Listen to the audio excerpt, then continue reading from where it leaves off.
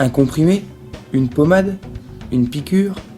Aujourd'hui, on trouve dans les officines un très grand nombre de médicaments.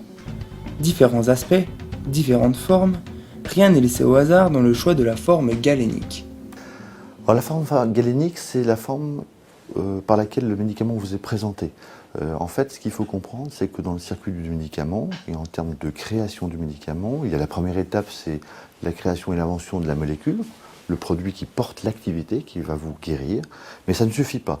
À un moment donné, il va falloir que cette molécule soit dans un objet manipulable par le patient ou par le médecin pour permettre l'administration. En clair, ça va être par exemple un comprimé qui contient le principe actif et des excipients d'eau pour parfaire son utilisation.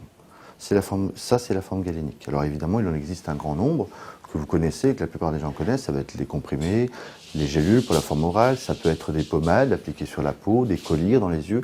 Et en fait, quand on y réfléchit, toutes les formes du corps ont une forme galénique qui lui est adaptée. On va choisir une forme galénique en fonction de son utilisation, selon que vous allez l'avaler, l'utiliser en pulvérisation dans le nez, sur la peau, etc.